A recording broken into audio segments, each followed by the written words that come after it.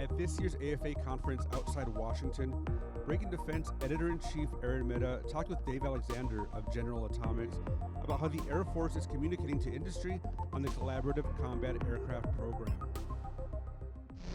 So I want to start by asking about the communication with the Air Force and kind of what that's been like, because this is a program that Secretary Frank Kendall has particularly put his attention on. There's been a lot of attention on it overall. How do you feel that discussion has been with the service?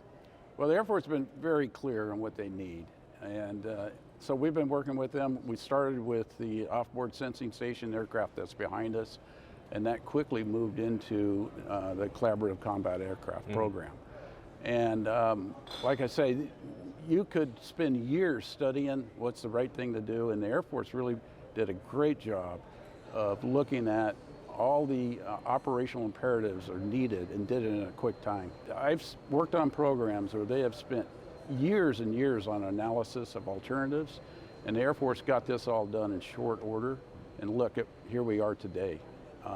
They did it in months, where other programs have did it in years. So the communications, getting to what's needed and communicating that out, getting a very streamlined acquisition process to get a competitive bids across 5 different companies, and doing a down select. I got to really commend the Air Force for making all that happen. It's huge, hugely done fast and done well. It's a top star program right there, and I think all of acquisition ought to study what happened on this program and copy it. This is the fastest program that you can remember working on? For this, it's the fastest for this size. Yeah, we've worked on other programs that started off as advanced concept, technology demonstration for MQ-1, but they all started off slow. MQ-9 started off slow. This has actually gone in, with a big vision from the get-go, and that's really the difference. This is a big vision. This is huge, and it's game-changing, and we're going to look back, 2024 timeframe was when things changed for air superiority and air-to-air combat went unmanned. It's interesting, obviously you guys have worked with the Air Force for years and years on various unmanned systems. What has this conversation been like that's been different than those previous conversations? This has been maybe the most in-depth that you've had. Well, I mean, like I say, I think it's the focus of getting to what they're looking for. A lot of traditional programs will do an analysis of alternatives. They'll spend sometimes years. I've been on a program that spent 8 years on analysis of alternatives. Okay. And here they went through operational imperatives, figured out what they wanted quick, and moved. So we got here quick and got to the solution that they're looking for. I think we found the sweet spot of what a attrition-tolerant, affordable mass looks like for air superiority. Concept of operations is something that there's a lot of questions in the public sphere. Obviously there's classified discussions, we don't know what they are, but how has the discussion about how these things are going to be used been conveyed to you? Do you feel like you have a good handle on how the Air Force actually wants to use these things? Yeah, they're reaching out. Their initial concept is the loyal wingman, crewed, uncrewed teaming, if you will, and which we've been doing since like 2008. We called it in the past man-unmanned teaming, but now it's crewed, uncrewed, whatever. It's still the same concept. So yeah, they're leaning forward on that. That will be a work in progress, and you have to get the airplanes out there. You have to get them out there in numbers to stress the system and stress the autonomy and stress how much tactics you're going to put into the program versus how much is it automation, and how much of it is really pilot command. And there's a lot of policy involved in that. So there's still work to be done in that area, but to do it, you really need the platforms built, you need to move out, you need to make it happen. And so that's, I think they know what's in front of them. Is it done yet? No, it's not done yet. But we'll be working with them side by side to make it happen.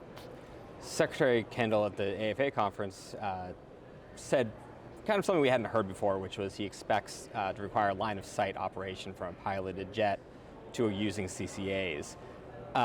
Some question about what that actually means after this statement. I'm wondering, what's your understanding of what that means?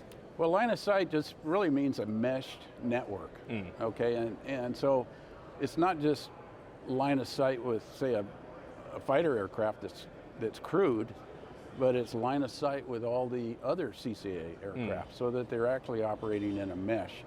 Every aircraft knows what the other aircraft is doing. They can hand off, one can shoot, one can guide missiles. You can really confuse the enemy with this affordable mass, lots of aircraft in a mesh, and the crewed aircraft just happens to be one of those line of sight, links. But those links will be all over the place, not just the crewed aircraft. So that's not a surprise. You had something you'd already planned on, discussed. Oh yeah, for sure. And there'll be other con-ops of over the horizon and how do you control these, maybe from a common operating command center. And I think that'll be a big area that we grow together on the operational side. And even today, we've been doing this for 30 years at General Atomics, and even today we change how we control these. And so I think agile combat employment is something you'll hear a lot. Yeah. That's being done with our MQ-9 aircraft. It'll be done with these aircraft as well. Let's talk production for a second. Obviously, the goal is to have thousands of these out there, is what's been said. Kind of this first wave, maybe more in the future. Where are you in terms of feeling confident about production, in terms of both timeline and the ability to pump out quantities of these things? Well, I think that's one of the most important questions, because if you need to build a lot of these, you need to go to a company that can do it and that can do it now. And General Atomics has been doing this for 30 years. We have over 5 million square feet of facilities that include manufacturing. We own 2 airports that we own and fly out of for testing and sell off.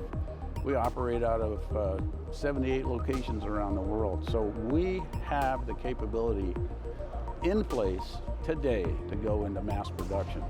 And the design of the CCA aircraft, which is the second from the aircraft behind us, has incorporated all the automation for manufacturing into that, so we can hit the bricks running and produce that airplane now at rate. We don't have to wait for anybody to build a big building and all that. We have the space, the facilities, we can do it now.